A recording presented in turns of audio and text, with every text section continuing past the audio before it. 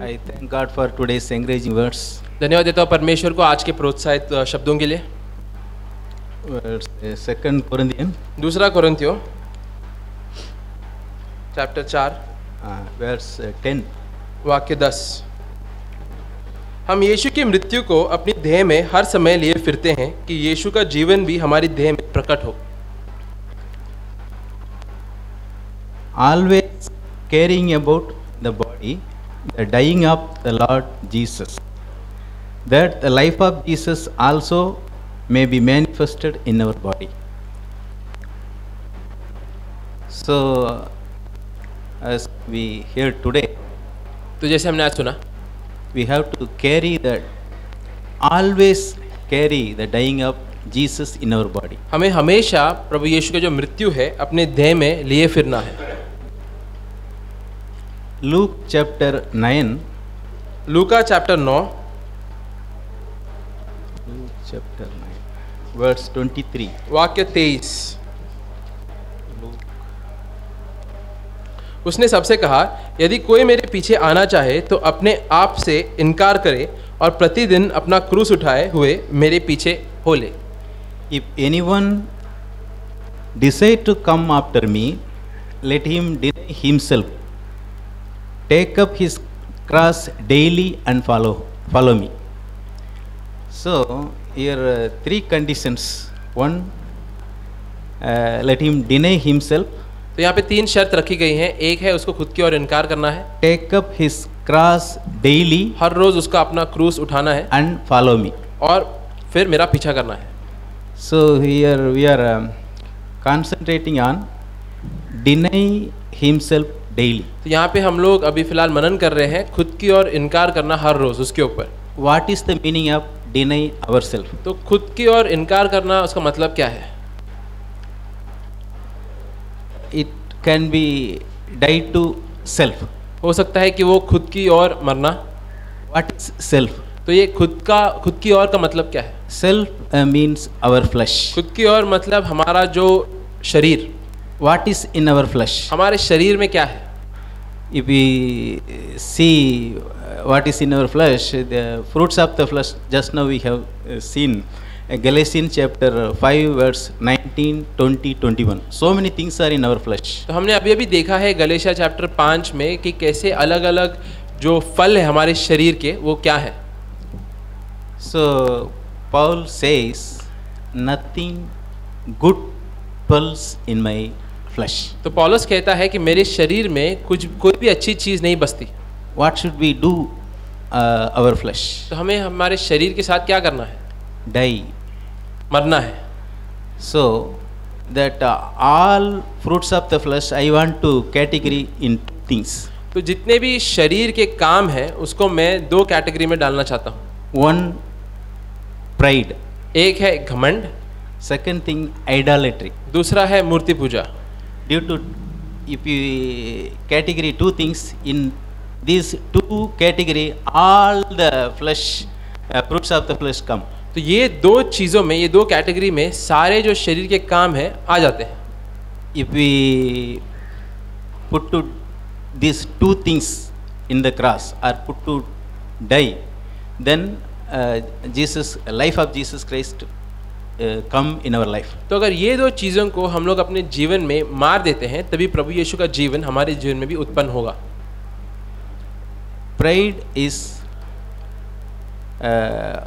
I want to do what I like to do. घमंड होने का मतलब मुझे वही करना है जो मुझे अच्छा लगता है। Genesis chapter we see being like God. उत्पत्ति चैप्टर 1 में हम लोग देखते हैं जहाँ पे शैतान हवा को बोलता है कि तुम परमेश्वर के समान बन जाओगे। So that is one kind of nature, our human nature. तो ये एक तरीके का स्वभाव है जो हम इंसानों में है। Then idolatry is nothing but desires of our flesh. और मूर्ति पूजा का मतलब यह है कि हम लोग हमारे जो शरीर की इच्छाएं हैं उसको पूरा करने की खोज में रहते हैं। It may be some relationship with somebody. हो सकता है कि वो कोई रिश्ता हो किसी के साथ। I value that relation more than love of God. तो मैं वो रिश्ते को परमेश्वर से भी ज़्यादा मूल्यवान समझता हूँ। Or desire to achieve more wealth of this world, या इस संसार की धन संपत्ति को मैं और प्राप्त करूं, वो वाली इच्छा, that more than love of God. तो ये चीज को मैं परमेश्वर के प्रेम से भी ज्यादा मूल्यवान समझता हूँ. In short, we have heard so many times, anything that replaces the place of God. तो थोड़े शब्दों में जैसे हमने कई बार सुना है कि कोई भी चीज जो परमेश्वर के स्थान को हमारे जीवन में ले लेता है वो मूर्ति बन जाता है. If that is the first commandment, brothers and sisters. और ये पहला नियम भी था या आदेश भी था Worship God, कि तुम परमेश्वर का ही तुम्हें आराधना करना not है anything. और कोई चीजों का नहीं. If we put two things in the cross, then Jesus will help us. तो अगर ये दो चीजों को हम लोग क्रूस पर मार देंगे तो फिर प्रभु यीशु हमारी मदद करेगा. So,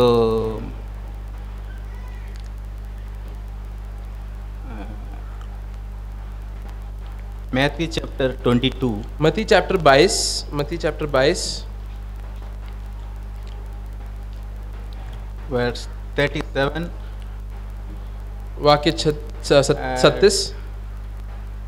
You shall love the Lord your God with all your heart, with all your soul, with all your mind. उसने उससे कहा, तू परमेश्वर अपने प्रभु से अपने सारे मन और अपने सारे प्राण और अपनी सारी बुद्धि के साथ प्रेम रख. This is the first and great commandment. 39 also. The second is like it. You shall love your neighbor as yourself. वाक्य 38 और 39. बड़ी और मुख्य आज्ञा तो यही है और उसी के समान ये दूसरी भी है कि तू अपने पड़ोसी से अपने समान प्रेम रख. If we die ourselves, तो अगर हम लोग खुद की ओर मरते हैं or if we deny ourselves, या खुद की इच्छाओं को इनकार करते हैं, then God will help us to do these two things, तो फिर परमेश्वर हमारी मदद करेगा ये दो आज्ञाओं का पालन करने में, like Jesus did. जैसे प्रभु यीशु ने किया. We will love God with all our heart. हम लोग परमेश्वर से हमारे पूरे दिल से प्रेम करेंगे. At the same time, we love our brothers and sisters. और उसी समय हम लोग अपने भाई और बहनों से भी प्रेम करेंगे. We will respect more or highly as we respect us. हम लोग दूसरों का भी आदर उसी रीति से करेंगे जैसे हम लोग खुद की आदर करते हैं. We will seek the interest of others. हम लोग फिर दूसरों की जो इच्छा है उसके ऊपर ध्यान देंगे. Jesus died for our sins. प्रभु यीशु हमारे पापों के लिए मरे. We will also die for others. हम लोग भी फिर दूसरों के लिए मरेंगे.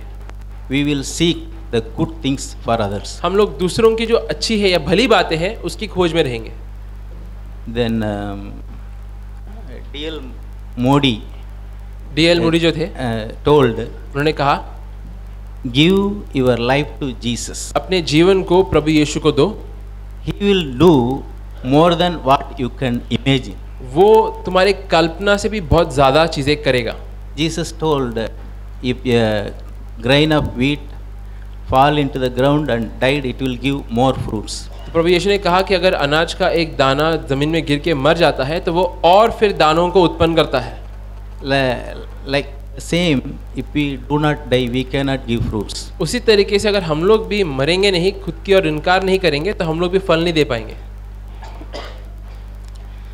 John chapter 15 verse 8 says, यूहन्ना 15:8 कहता है, we are called for giving good fruits. हम लोग बुलाए गए हैं ताकि हम लोग अच्छे फल उत्पन्न कर सकें. If we die, then Jesus' life will come to us. अगर हम लोग खुद की ओर मरेंगे तो प्रभु यीशु का जीवन हमारे अंदर आएगा. Then we will give more fruits like Galatians 5:22-23. और फिर जैसे गलातिया 5:22-23 में लिखा है उसी तरीके से हम लोग वो सारे फल को उत्पन्न कर पाएंगे.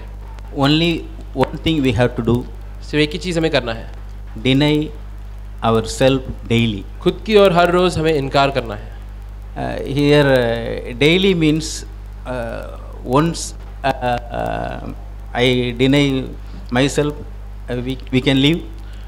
तो हर रोज़ का मतलब ये कि क्या एक बार मैंने खुद की और इनकार किया तो बस वहाँ पे काम खत्म.